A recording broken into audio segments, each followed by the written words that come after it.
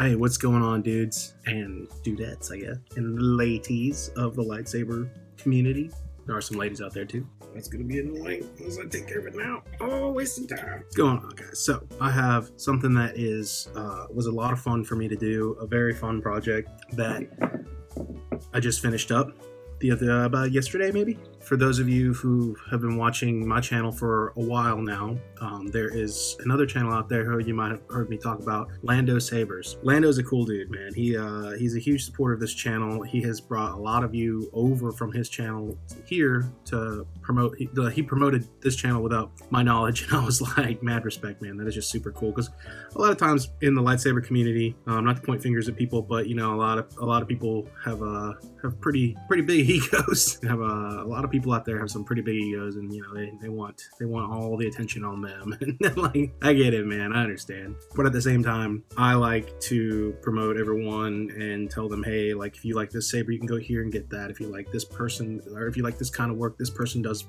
great jobs. Other installers, you name it, man. We're community. It's not one person on top of a mountain. Like, get over yourself, people out there who are like, I'm the best and I'm the only one who can do it. Like, I'm all making lightsabers, man. But what I'm saying is, Lando is a huge supporter of the hobby in general. Lando is one of those people that I'm trying to say is he's very supportive of other people's work, and just a really cool dude.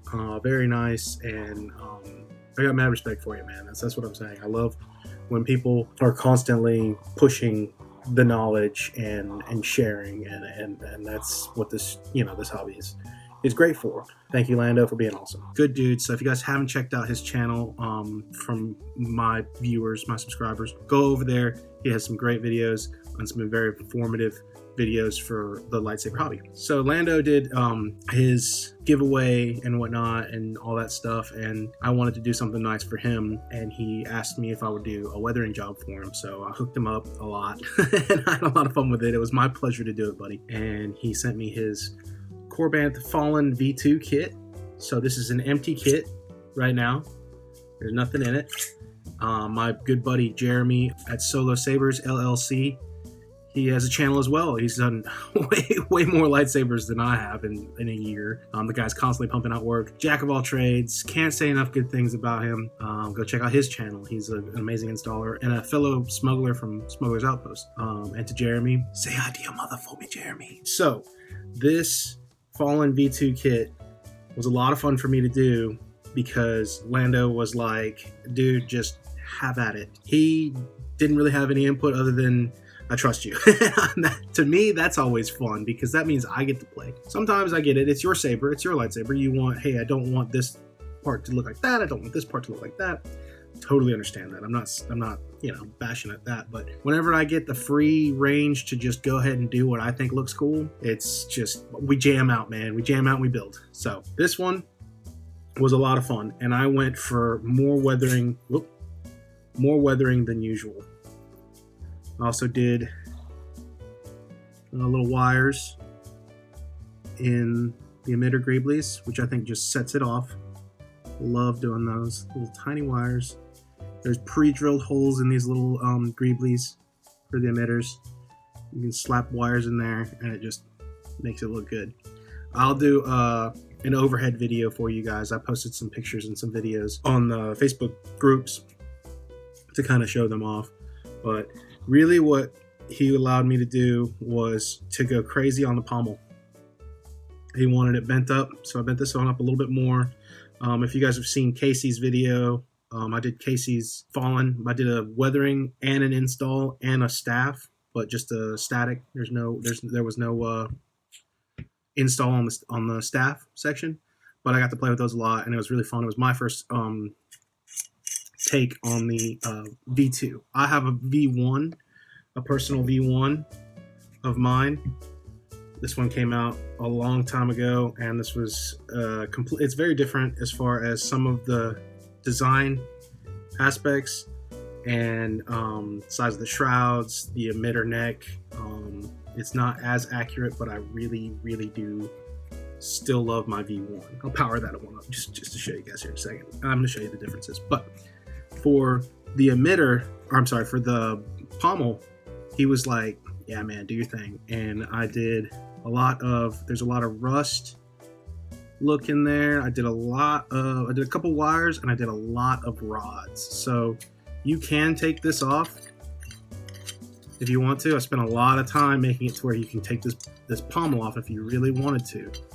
I don't think you ever really need to, because the body just comes off to where you can access your battery and your sound and your SD card whenever you get it. But I made it to where I was like, okay, I still need to make it to where you can access the pommel. So what I did was I took these little rods, these brass rods that I kind of laid specifically to show out, and I kind of grind down in the areas to make them flush, seat them in, and then weather them up. Had a lot of fun doing this one. This was very fun to play with. I spent oh, I gotta grease that for you. I'm sorry. I'll do that after the video. I know I usually hate when people do that in videos. I'm like, grease your threads, and then here I am, dude. Total hypocrite. Get it together, Benji. Man. So once that's on, I mean, again, Lando, you don't really need to take this thing off ever, but in case you needed to, I would say, there you go. And so, yeah, again, there's going to be some, when you see it, there is some rust in the corners of this guy, of these vents, which I like to do. I think it just sits natural. To me, it's where it would rust. And there's some in the boxes and some in the emitter. So you really got to kind of look up close to see it, which is, to me, I think it's the small little details that shine to make it look realistic. You don't want to go too crazy on it. I mean, everywhere that it would hit stuff, everywhere where it would hit stuff is where I did weathering. These emitters would rub up against his belt and pants, and if he dropped it, that's where it would hit. And same goes for all these areas. So that's one of the things for weathering. You gotta kind of think what would happen to this thing. Also, I sanded down a lot of the bottom half. You can't tell too much of it, but there's a difference. These areas, because it's a little bit more burn damage from the blaster marks, so the pommel cubes, or the body cubes, will be a little bit more grind down. They're not as prominent as they are up there, so it looks nasty. And I also did some damage, some more damage than what it comes with. Some gashes that kind of fall in line with where it would break up. So body is worn. It still has a little bit of that black tone to it, but there's a two-tone, so you can see you can still see some silver. So just to offset it and throw it and make it look more weathered and used. So Jeremy, when you get it, I'll talk to you about it also. But Lando asked me to make sure you know how to line it up right, which I'm sure you will. But what I do is these little square peg greeblies that you put into the pommel, you line them up with these guys, and that will get this top part up. So that's like the switches are on the side. So basically the lightsaber is like this. That's how it should be. So the bottom is that's the bottom technically of the lightsaber if it was sitting with switches facing it. So yeah, if it sat on a shelf, it would sit like this. So these pegs would line up with these. And these just have a piece of double-sided tape on them for now. You can prop that off whenever you need to, Jeremy. And yeah, I love it, man. This turned out really good. So it has definitely some differences when it comes to pommels. The V1, you have to that's gonna be it. So the pommels have differences, obviously. It's just a different design. But a lot of people, back when I did this one, gosh, almost a year ago, nobody really did the cut it. This one had like a little, you did your own cut and damage, and everyone wasn't really going with it. And I was like, why aren't you people doing that? So that's what I did first of all, and that's been one of my more favorite things to do at the time. The V2 comes with it already cut. You just bend it and add in some other stuff. So it's not as much of a, do your own thing, because it is kind of a template's already there, but it is more accurate. This is definitely more accurate. Let's go ahead and fire this one up for funsies.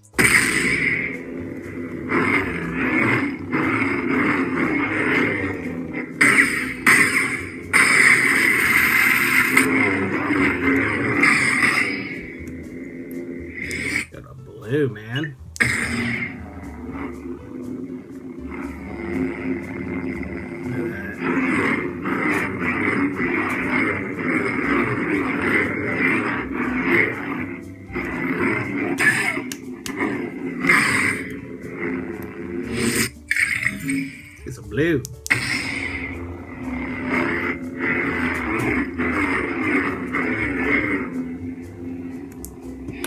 Very cool. So size is going to be pretty much the same. You know, they're pretty much the same in size.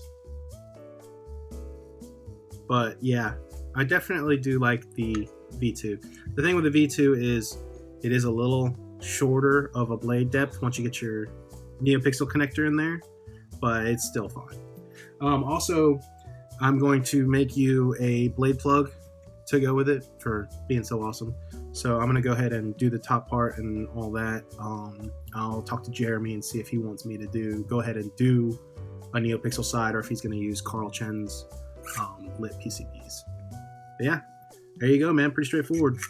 I did a clear coat with kind of like a semi-gloss for the top part, shiny part, and then a matte clear coat for the bottom part. So that way, whenever you are swinging it around and playing with it, your hands aren't dirty and grimy and it's not falling off or anything. This will give it some protection. You know, over time it may wear down a little bit, but I honestly haven't had, I mean, it's the same exact process was done to this one, and you know, I haven't lost anything on it, so it works pretty well. Yeah, I just hope you like it, man. It was a lot of fun to do. Lots of fun to do. All right, thank you guys so much. I know some people ask me to do these weatherings on these. It is a little bit of a challenge if you have a certain protective or the certain layer. Some people get like the gunmetal ones, and it is a little harder to do because I have to sand down a lot and work with it, but it is not impossible. But yeah, so Corbanth, I wish you guys would release a raw kit. That would make it just so much easier and so much more fun to weather too. But all right, there we go, guys. And I'll show you guys an up-close video clip here at the end. But until then, I got a lot more coming. As always, thank you guys so much. And be sure to check out those guys' YouTube channels, Lando Sabers and Solo Sabers LLC. All right, guys, I'll see you in the next video.